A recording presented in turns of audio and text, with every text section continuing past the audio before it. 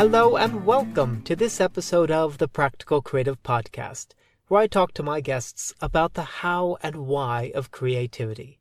As an actor and artist, I've developed my own creative process, but I'm fascinated by how others approach their work, comparing notes on how they manage their energy and mindset, how they think about their work, why they've chosen a particular material or process, and so much more. In this season of the Practical Creative, I'm exploring the idea of play, speaking with my guests about the role of play in their work and their lives, and what it is that we can all gain by incorporating a little more fun into our own practices. I'm Jeremiah Krage, and in this episode I'm speaking with Charlie Hoehn. Charlie is an author, filmmaker, and marketing strategist. His work has led to rubbing elbows with the likes of Tim Ferriss, Ramit Sethi, Gary Vaynerchuck, the list goes on, and he's given talks for Google and The Pentagon. Charlie's written 2 books about play, one chronicling his discovery of play as an antidote to anxiety, and another celebrating how luminaries throughout history have valued play, including Bob Dylan, Plato, J.K. Rowling, Einstein, Jay-Z, and Mark Twain. Charlie has a fascinating relationship to the spirit of play and its value to mental health and happiness, which we really dig into. Some of the other topics we cover include how Charlie used play to treat his anxiety, which then led to writing Play It Away, some of the mind shifts he made to bring more joy into his life and work, how improv and wrestling can foster play, how we turned writing a book into a playful project collaborating with 50 artists from around the world. We also talk about how to create opportunities for more play in your daily life, the value of journaling, and there's a brilliant challenge at the end to help kickstart your own play project. Charlie was an amazing guest, and this conversation is full of so many great takeaways. Please enjoy. Okay, so the first question I generally ask people is just to ask you to introduce yourself. Tell us who you are and what you do, because I'm fascinated to hear how you answer that. Yeah, so my name is Charlie Hoehn. People know me best, I think, for my books, Play It Away and Play for a Living and Recession Proof Graduate. Currently, I am the head of video for a company called Scribe. We help authors turn their ideas into books in the most efficient way possible, in the most awesome way possible, in our opinion. And I'm a dad and a husband out in Austin, Texas. So those are kind of my main roles right now. Fantastic. Great. So you mentioned right off the bat there, Bulletproof Graduate and Play It Away. How I first came across you was Play It Away, which has the strapline of A Workaholic's Cure for Anxiety. And one of the things I found really exciting about that book was that you were giving people a blueprint for treating anxiety or an approach to treating anxiety, and you lay it out in a very systematic way. And at the crux of it is to rediscover or make space for being playful. And just to give people some context, I know you've spoken about this loads of times, but I was wondering if you could just give us a really short précis of how you got to the point where that was so important for you to refocus on and make a priority in your life. Sure thing. Yeah. I was working in San Francisco in a pretty intense job, and I felt like I had a lot on the line always, and my responsibilities had expanded. So I was waking up early, drinking 3 to 5 cups of coffee a day, pounding out emails, staring at screens a lot of the day, and going to bed late at night, staring at email right before I drifted off to sleep. And this was kind of the norm for all of my friends. And it was very rewarding at the time to feel like I was this productivity machine. I was really good at my job. And I remember when it started teetering out of control was when I secretly ordered brain drugs, modafinil, to keep myself from falling asleep, basically, to be as productive as possible. And there was a 4-day stretch where I got a total of 6 hours of sleep, and I was amazing at my job. Like, people weren't weren't like, man, Charlie really needs to take better care of himself. They were like, wow, where did you get those drugs? And literally, I got a standing ovation at an event that I'd helped with the organization and planning of. And so it was just sort of the norm in the culture at the time. And certainly I did it to myself. I don't blame anybody else for the decisions I was making, but I totally burned out after a few really, I don't know, I guess you could call them traumas hit all kind of at the same time. And I just basically impulsively, not impulsively, but it felt impulsive to quit my job, where I was like, I can't do this anymore. I'm so exhausted. I feel so fragile, so weak. And I felt ashamed of it as well, of the feelings of anxiety. It feels like you're going crazy, that you're so stressed out. You're always in fight or flight mode. And I both felt like I was trapped in my body and my mind, like I was in my own personal hell, but also felt ashamed that I felt that way, because here I am, a young white male who's living in America in this great, was working in this great job, living in this amazing city.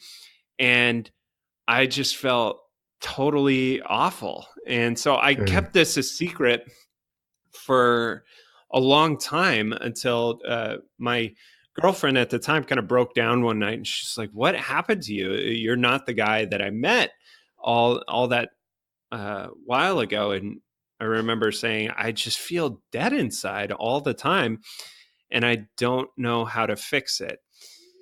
And I tried everything to get out of that state, and you name it, I did it.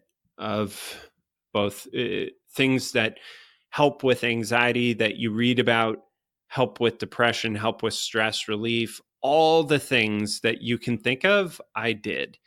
And none of them seemed to work for more than a few hours, or maybe even a day or two. And so I was really frustrated, because it just sort of felt this went on for a year and a half, 2 years, and just of always feeling this way. And I thought, man, if this is how life is going to be, I don't know if I'm going to make it, and I found myself smoking cigarettes, which I'd never really done. And just, I became a person that I didn't really recognize in the mirror anymore. And so that's why it was so, that's how it came to be that I got in that state. And luckily I ended up finding a solution that helped me get out within a month. Yeah, well, there are a couple of things in what you're saying there. One, I had no idea it was such a long, sustained period of anxiety and depression that your life had changed so significantly for such a long period of time. And it's incredible that you were able to stick it out. And you're still trying all these therapies. So what was it that led you to discovering play because it sounds like such a simple solution. And it sounds like even a childish solution. And I use that word advisedly, because one of the things I'm exploring is how we view play. And I think we often think of play as something simple and something that children do, and it doesn't have a significant value in our lives. So it would be very easy to overlook as you're going through a list of possible treatments for anxiety. So what led you to that specific discovery? Right. And you're totally on the money there with your observation about play seeming like a childish or trivial possibility for a solution. I didn't consider it until I stumbled upon a book called Play by Stuart Brown. I sat down, I read it in one sitting, and the book is sort of about the evolutionary benefits of play. human beings are among the most playful species on the planet. I mean, you just look around at civilizations and cultures around the world, and you can see the fruits of our play everywhere. I mean, it's the thing that we most cherish and value, is the fruits of others' play. And if we didn't play, they've done studies where they've deprived mammals of play, chimps, rats, and they become fearful of their environment. They become fearful of other creatures, and they lash out at them in fear, and they're afraid to explore. And like, play allows us to bond with other people. It allows us to develop skills that allow us to thrive in life. You can't stop a child from playing. They do it instinctually. That is how they develop. But you can stop a child from working, so I'd become so into my work that I'd basically gone from, my work is this fun game that I get to do, which is how things started, to my work is a serious task that I need to win at, right? That is, if I'm not getting money, if I'm not being productive, I am losing. And this sort of attitude started seeping into other areas of my life, right? So it started seeping into exercise, and it started seeping into relationships and love. So instead of going to play sports and have fun with my friends, I was going to the gym and running on the treadmill like a rat. Instead of having playful interactions and loving interactions with people I cared about, I started treating friendship and love as an obligation, almost as like this thing that I needed to check off the list. And I'd never been that way. And it made me very serious and very joyless. And which, I don't know if you can relate, Jeremiah. I'd imagine you're a very playful person, and you have many playful people in your life. But I remember going on a blind date with this with a friend of a friend, and this gal was just delightful. She really had she had her act together. She was just lovely to be around. And we didn't see each other after that. This was when I was at kind of the height of my anxiety and stress and seriousness. And she told me, after I wrote the book, she read the book and she said, you were so serious and intense that I just didn't feel comfortable around you. Yeah. And I thought, man, that is so depressing to hear, that I probably was making everyone feel that way. And yeah. Well, there's so much in what you've just said, and so many different, I've got so many questions that come out of what you're just saying. One of the things is saying that your attitude shifted from one of being playful to something where it was an attitude of needing to succeed or even compete and to win.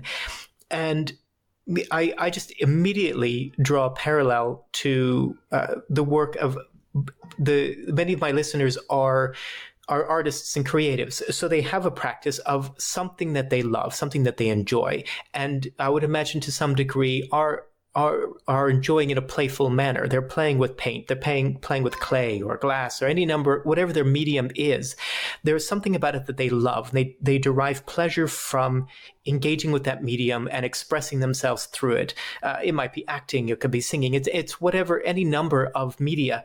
But there comes a point, and you said we start thinking about making more money from it, and the pressure that you put on yourself in order to succeed in a different metric from purely enjoyment then changes your attitude to what you do. And we start to become serious, and we start to lose that capacity to play. And I can see... I'm looking for a way of finding a balance because, as you say, yes, I'm a very playful person, but I can also be incredibly serious if I start taking myself too seriously and I start worrying, focusing too much about things like perceived success or financial return or gain or increasing my margins or any of those kinds of external metrics. So how did you make the shift?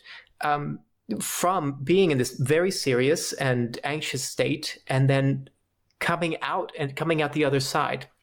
You've identified play as a cure. What were the steps that you took to take you out of that? Yeah. So I'll preface my answer with saying I don't like have a perfect magical life now. I have a great life, but I'm saying internally I still struggle with uh, remembering sometimes that life is this infinite game and not the thing that you're trying to win and get to the end to.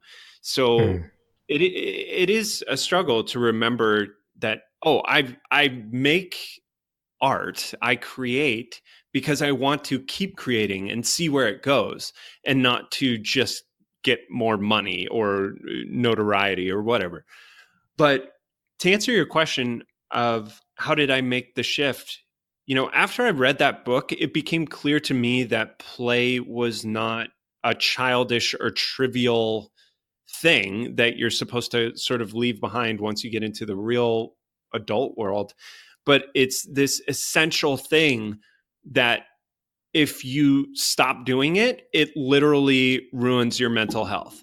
And I mean, there's more and more research coming out on it. There's a great TED Talk about this called The Decline of Play and the Rise of Mental Illness by Dr. Peter Gray. And I started to equate play as like sleep, as important as sleep, right? Wow, that's a great analogy. Yeah. Yeah. And so I thought, okay, even though I had to quote unquote played before having that realization, so I would go to play catch with my friends and stuff, my mind was always elsewhere. It was like I got to get back to work, or it was thinking about, oh, I did this one thing wrong. And so I wasn't really fully present. So I didn't prioritize it in my mind. And so I just thought, I'm going to just try to play and be fully immersed in the present. And so the first instance of that was the next day where somebody had invited me out for a coffee meeting. And instead I said, let's just go play catch at the park instead. And he was so enthusiastic, by the way. He loved that suggestion. I don't think a lot of business people get these opportunities relatively, or they don't think of it. And so we went and played catch at the park. We had a great time. And it was the first time where I came back to work feeling like I had a little bit of a weight off of me. Work came easier. It wasn't something that I was fighting or feeling like I was forcing myself to do. And I noticed that shift. And so I thought, okay, I'll double down on this. And so my friend and I started playing catch every day. We went and played home run derby on the weekends. And I kept noticing I felt better and better. So at some point I said, okay, I'm going all in. Just for those who don't know, what is home run derby? Oh, home run derby is basically batting practice, baseball. So you go to a baseball field and you just try and hit home runs. That's the game. And so you come with a bucket of balls. It was something that I played a lot growing up. I played baseball for 12 years. Oh, right. Okay. So I love playing baseball, but I didn't love my senior year where things get super competitive and it's all about like winning. And I just like the game. So playing home run derby is like the just playful version of baseball, basically. Yeah, it's the condensed bit. It's the fun bit where you just get to hit the ball. Yeah, exactly. So it's super fun, and we loved doing it. And I found myself, I signed up for improv lessons, which that was a huge game changer for me, because it really is the practice of play as an adult. You relearn these things that you knew as a kid, and you become much more aware of the mental breaks that you have going on in your mind that are preventing you from being playful. So the simple rule of yes and in improv, whatever the other person does, you say yes and. So you build upon what they do. You don't say yes but, and you definitely don't say no. So if somebody comes out and they're like, boy, sure is hot out on Mars today, you're not like, no, I'm a doctor and you're in my office, you're the patient. And you don't say, yeah, Mars is great, but it'd really be better if we were back on Earth. Like, no, you can't, you have to go with what they said. So, boy, sure is hot on Mars today. Yeah, 9th day in a row. When is summer going to end? You know, it's got to be you're suspending reality for a little bit, and you're just going with it. And I found that the practice made my soul so much lighter. It made me so much more readily able to make jokes and be mischievous and playful with people. And I'll never forget this one moment. It sounds so silly and arbitrary when I say it, but it was such a huge thing for me. I was checking out in Whole Foods, and I was talking to the cashier, and she asked for my credit card, and I reached out to hand her my credit card, and right before she grabbed it, I pulled it away, just playfully pulled it away from her. And she looked up at me, and, you know, I kind of smiled, and she smiled, and it was a big deal for me, because I realized, like, I haven't done anything as simple as that in so long. Like, you can always invite people into a little fun interaction instead of mechanically, robotically going through life feeling stressed out all the time. Absolutely. And I think there's something in there about that kind of ties several of those pieces together, which is whether you are present or not. As you said, you were feeling that you weren't fully present when you were going to, say, play with a friend, that your mind was elsewhere. But when you are present, then you're more able to see those opportunities. And I think it's fantastic that you mentioned improv. That's something I've done loads of myself, coming from a theater background, is that training your brain or your mindset to want to be present, because as soon as you check out, you're going to miss something vital, and you're not going to know what's happening, particularly because so much can be so imaginative and fantastical in that setting. But then you have to respond to what's immediately in front of you. And as you say, you have to accept and then build. So when we are more present, there's a greater opportunity to play. And particularly if we set that filter on the world around us, looking for opportunities to play, then it's more likely to occur, because we can pick up on the cues, or other people can pick up on we're sending out cues. They're saying, hey, I'm up for a game of some sort. And I think that's fantastic. And I'm extrapolating from what you're saying, and because I'm trying to think about how this can work in a creative practice. And I think there is an element of creating space in when we're doing work of some sort to allow for that to happen, where there isn't necessarily a fixed end goal, but we're enjoying the process of. In the same way with improv, there's not necessarily I'm trying to get to the end of this scene where X happens, where you and your partner are exploring possibilities as you go along and finding the delight in the play. And that's its own justification. That's the end in its own right. And I think there's a lovely parallel between those practices. I'm curious to know then, you've been through this fantastic experience. You can hear my daughter in the background, I think, right? I can. She's playing. She's having a good time. Yeah. So you found an approach that helped to manage, or I assume manage is probably the best word for your anxiety, and you wrote about that and Play It Away, and which is Mm-hmm. fantastic, by the way. And actually, one of the best takeaways I Thank took you. from that book was the raptor mascot on rollerblades. Oh my gosh, I'm so glad. I urge anyone listening to take 2 minutes to just Google that on YouTube. It's the raptor mascot on rollerblades. And Oh my just as gosh, Charlie it's the says in the best. book, watch it as many times as you can. Just it gets funnier and funnier. And I can really relate to that because I've spent a lot of time in suits very similar to that, where Oh, yeah. I know that I feel for the poor guy inside, where you've got limited visibility, you've got limited sensory perception because you don't really know what's going on because you can't hear very well. And then you're being asked to do extraordinary things, and stuff happens. And I encourage people to have a look at that. I will say about the raptor mascot video, it is the first time I saw it, I think was the hardest I'd ever laughed at a YouTube video. And I still it's completely fresh and new every time I watch it. I can't watch that with a straight face. It's so funny.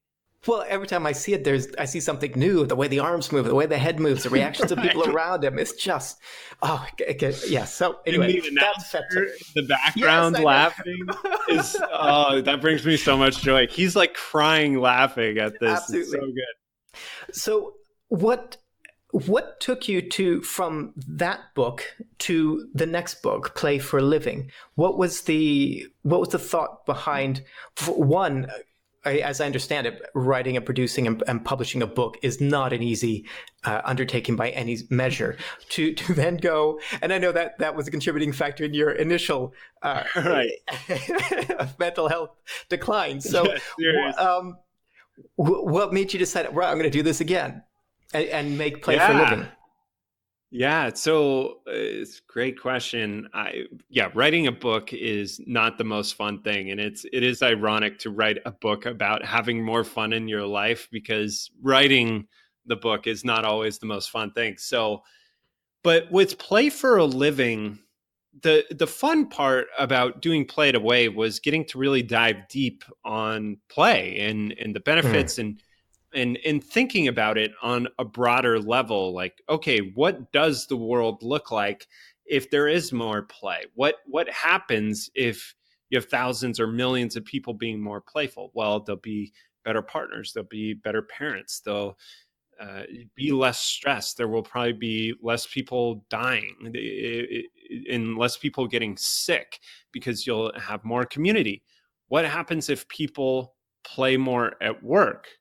Was the question that I started really getting fascinated by, and realizing, okay, there are people who play at work.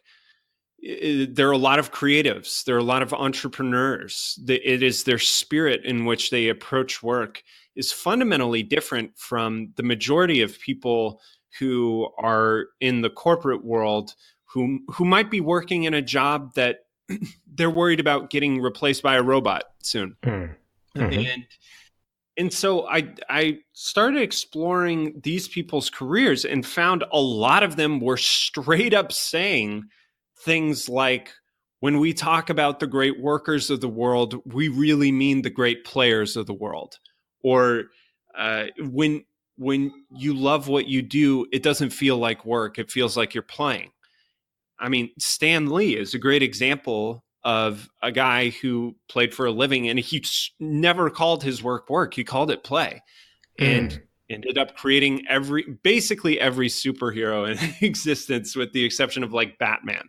And I mean, even I was surprised, even Warren Buffett described his work as play.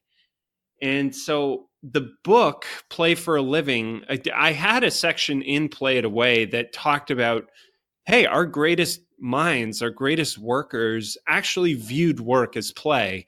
And there are researchers like the guy who, I always forget how to pronounce his name, but he popularized flow, the concept of being fully present in an activity and performing at your peak. He wrote a book called Flow, and he said the lines between work and play are artificial. So we have this culture, this society that thinks I work hard, I play hard, they're two different things. And they define play very often as I'm going to watch a football game with my drinking buddies, or I'm going to Las Vegas and I'm going to do cocaine in a hotel room or whatever.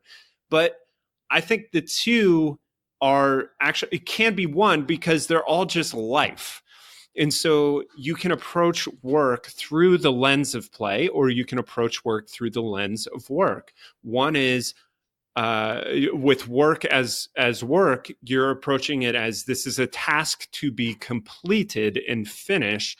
With play, it is more, how can I make this as exciting and interesting and compelling as possible that I want to keep doing it over and over and over.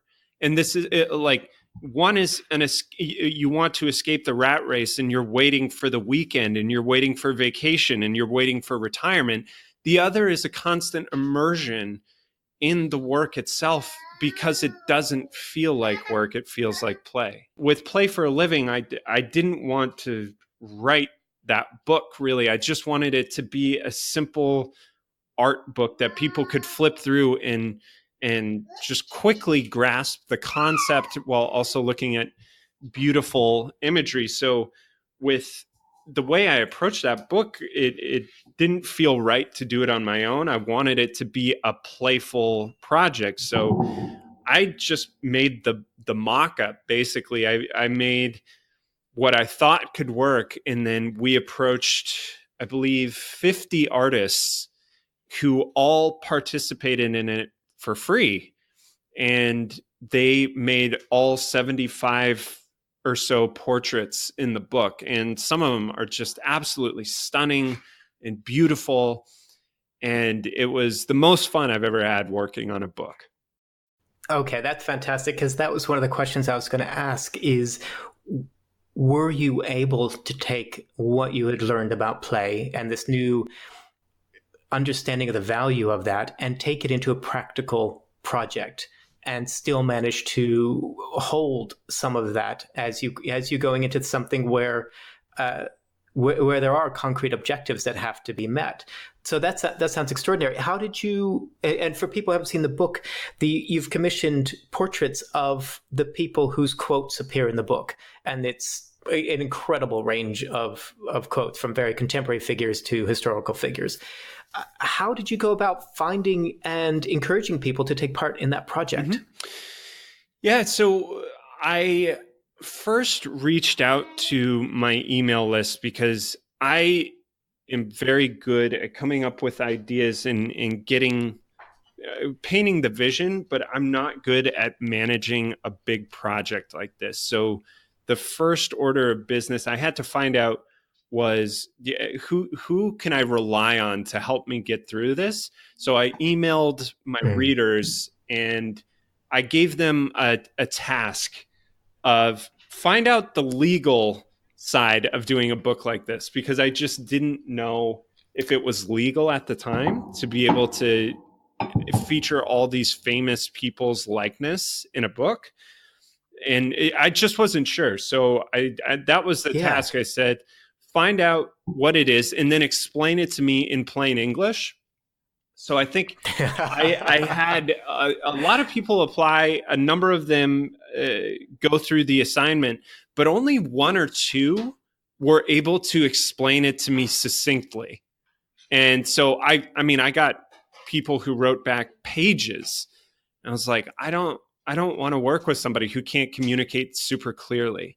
And so a woman named McKenna Bailey, she communicated it perfectly. She'd done the research exactly as I would expect a thorough researcher to do. And so she ended up being the person who wanted to spearhead the project management. And I said, all right, like here's what we'll sort of lay out as milestones that we can get to together to get through the completion of this book. I know the book publishing aspect. I just need somebody to talk to these artists and communicate with them and get this done. So it took a while because artists work on different schedules. They don't prioritize stuff that's maybe not like super urgent. These were all free again. And we that was the thing that I was worried about, backlash from artists if we asked them to do it for free. But the thing that really helped us was we were very upfront. We said right away in every email, we are not, this is not a paid project. So if that checks you out, like, that is absolutely fine. We totally respect that. But if this is something you're interested in, like, here's more information about the project. And I mean, we had a lot of really talented people participate, and it went really well. And that was that. And McKenna did such a great job that I said, all right, you're co-author on this book, because I couldn't have done this, wouldn't have existed without her. So she was great. Were you able to manage your stress and your anxiety throughout the project? Oh, yes. Yeah. I delegated that to McKenna. Oh, okay. I said, take the stress. But I mean, actually, when we launched the book, when we did the Kickstarter, that was a bit stressful, because Andrea, my wife, was, I think, 8 months pregnant at the time. And so I was like, oh man, am I going to have to, shelve this book for a while? I don't know, because we just weren't sure of the timeline, if I was going to have the energy and the capacity to launch it, to do a 30-day Kickstarter, but it ended up going really well. So switching tack slightly, how do you maintain an emphasis or make time for play, particularly when you do have, for example, a book and a big project, and you know that you still have to get work done? How do you find a space for being playful? I love this question. Excuse me. I really feel strongly that most of my work now is play. So I have known since I was in high school how much I love video, how much I love video editing. And I thought certainly everybody must love video editing, but it's not true. I've met many people who it's like, that is the bane of my existence, or they're like, it's just doesn't fit with how their brain works. I'm very meticulous. I love telling stories. I love doing puzzles, and video editing is like this really super creative puzzle that you get to lose yourself in. It takes a long time, and every frame can perfect it just a little bit more. So it's also like sculpture, and it has infinite levels of mastery too. So you can keep getting good at all these little subsets that go into producing videos. So lighting, sound, I mean, and so I just love it. And I'm fortunate that I'm finally in a position now where that is the majority of my work. And outside of work, I have a baby daughter and a dog and a really playful wife and some really playful friends. So luckily I have all of that as well, just in my immediate environment. And my wife and I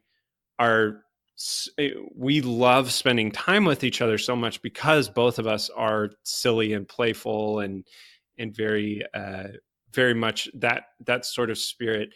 The one thing that I have felt an urge to get back into is improv, but I put that on the back burner for a while, just because of, we were pregnant and new parents. So, but everything else is, I'm very fortunate. It's felt very much like a summer season of our lives that we're just enjoying how fun and good it's been. How wonderful. So it sounds like you've managed to create an environment that supports and values play in your home life, and to some degree what you do at work. I'm curious to know whether you would have any advice for anyone who is in an environment where there isn't much play, and they would like to bring play to that environment. How would you go about fostering a culture of play? It's a fantastic question, and this is a really going to be it could be a really long conversation because there's so many layers you can go into this, but it really, I would say the best place to start is to be the change that you wish to see at work. So, I mean, I always tell people the best place to start is really to look at your own play history. Who are you at the core? When no adults growing up were telling you what to do, they weren't grading you, they weren't paying you, they weren't judging you, like what were you drawn to? What did you find yourself getting lost in or cracking up with your friends doing? What were these peak moments of joy or flow that you experienced growing up? And why did you like those things so much? Those are still a part of who you are.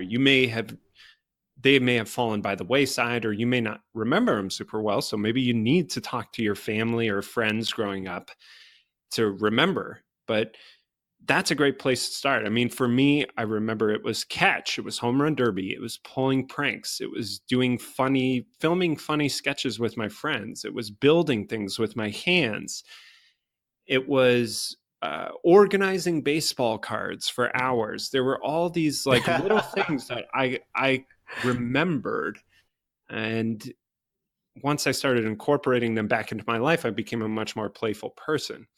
And if you don't have anything that comes to mind right away, that's okay. Stick with the exercise and maybe give some thought to, I would say one of two things, if you're a man, is either improv or Brazilian jiu-jitsu. I think are two, two very different things, but they are both rooted in how human beings play, right? Through interesting, yes, yeah. So with women, I can't speak to it quite as well. I'm not a woman, but the exercise is women tend to be much more, I think, social. They bond differently than men, and but improv applies to both sexes. It's interesting because you explain the play history exercise in Play It Away, and one of the examples that you gave of your own play history, which I think you just mentioned again, was building and fixing things. Now, that doesn't immediately scream playful to me. No offense to you. Well, I'm curious to know why you include that. Or I guess there are two questions here. One is what defines play? And the other is, what is it about building or fixing things that you found playful? Yeah, so it goes back to things feeling like play. So building and fixing things is often a puzzle, right? It's like, what's going on here? It's a mystery to be solved. And by using my hands and my mind, I can change it and fix it. And then the solution is there. So, I mean, I'm drawn to video games like Zelda because Zelda is just one big puzzle that changes. And that's what building and fixing things is to me. It's the reward of seeing something get fixed. And I get lost. I don't think about time.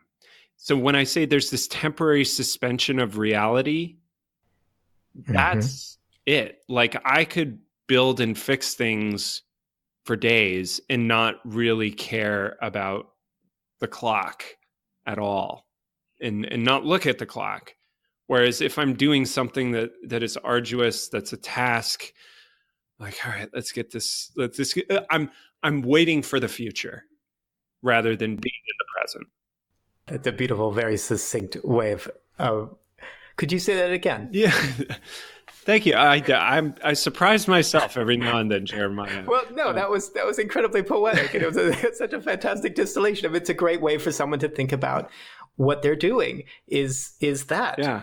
So sorry, can you remember what it is that you just said? That was fantastic. So I'm waiting for the future rather than being in the present. That's fantastic.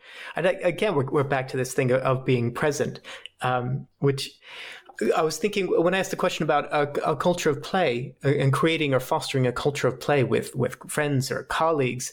I think this also ties back into improv rather neatly. I think there's a combination of making an offer, of putting something out there, of doing something playful, something silly that indicates to the people around you that you are being playful, that you are trying to start a game of some sort.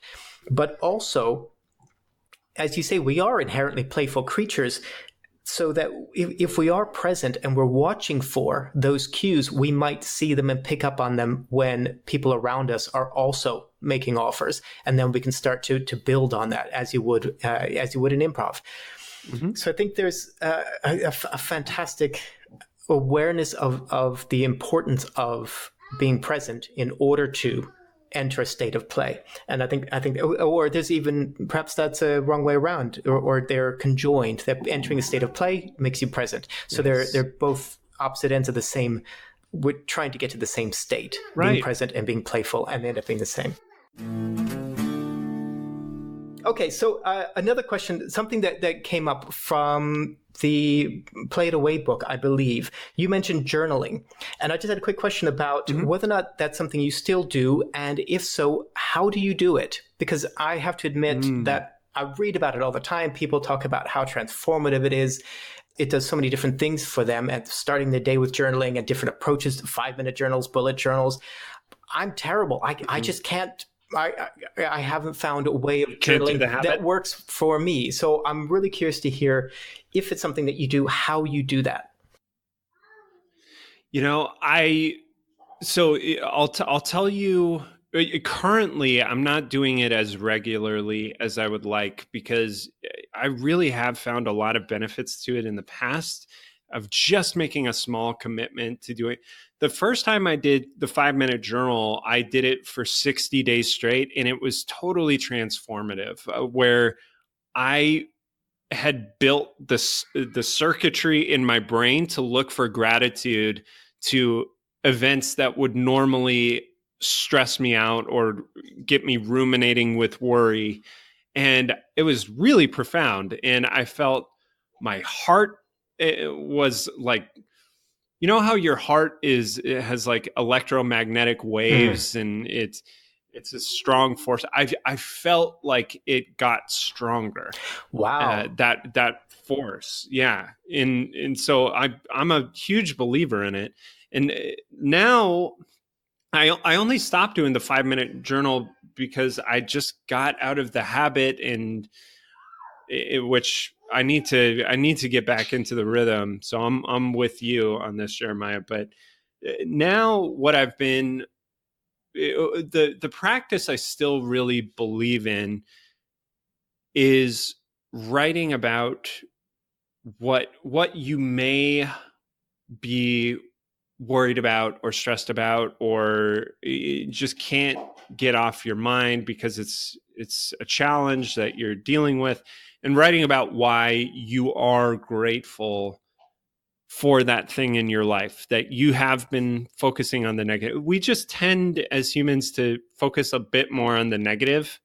I think it's like 70% more likely to notice the negative. That's a totally made up statistic, but I know there's something along those lines. But and we're more likely to focus on the negative. So doing that exercise helps you to remember the positive, and it lowers the stress. Fantastic. Great. Well, thank you. I'm going to have to give that a go and try to commit to it. So you did it for 60 days, you said? Yes. And it really only does take a couple minutes in the morning and at night. It is totally worthwhile practice. Okay. I will give that a go. Thank you. So I know we're coming up to time. So Charlie, if people are interested in you, what you're doing now, the books that you've written, where's the best place for them to find you? Best place, if they want to get the books, they can check them out for free at my website, charliehoehn.com. And if you want to grab the physical copy of Play for a Living, that's available on Amazon. Perfect. And I'll put a link to that in the show notes as well. And do you have a challenge for listeners? Yes, I would, again, strongly recommend that they do the Play History exercise. It's really transformative. So again, you just sit down and you sorry, That's Jeremy. all right. That's all right. 1 sec. I gotta pick up my daughter. She's focused on getting my water. Oh, okay. Oh, you walk? Okay. So the exercise is the Play History exercise. Again, it can be really transformative. I've seen people cry doing this exercise. I've seen people like feel like they now understand why they are the way that they are. But it's just taking 5 to 10 minutes to journal about what you remember doing growing up when no one was judging you, when no one was incentivizing you, no one was forcing you like they do in school, like assigning it to you, no one was paying you. It was just you being you. It was just you being. So what did you repeatedly, involuntarily do for fun that no one else was making you do?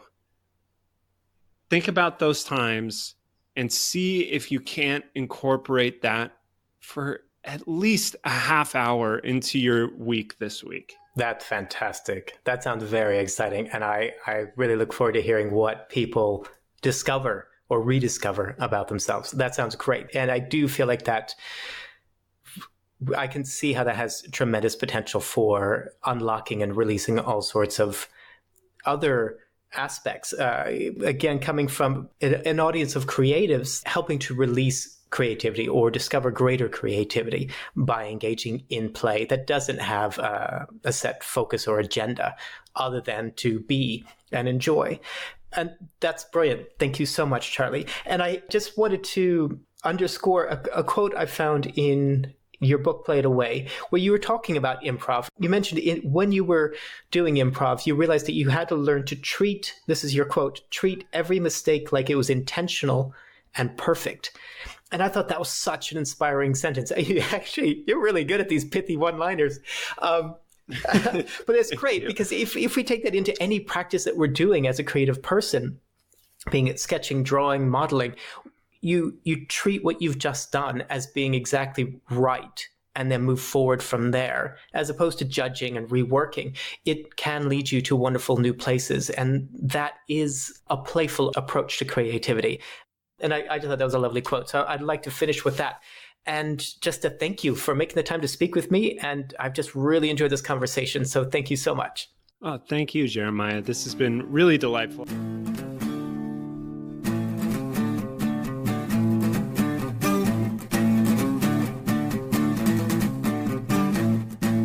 Hey there, thanks for taking the time to listen to this episode of The Practical Creative.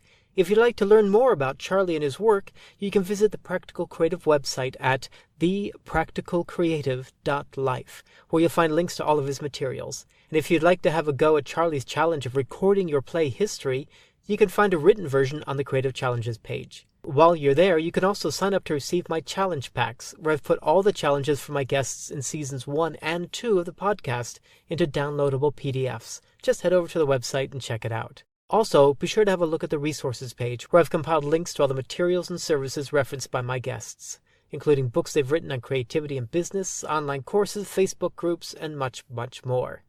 And if you've enjoyed this episode of the Practical Creative Podcast, it would be great if you would subscribe to the show, share it with a friend, and even leave a review on iTunes. And I'd also genuinely would love to hear what you found to be exciting, inspiring, or even challenging about these conversations. You can find me on Instagram at Practical Creative. Until next time.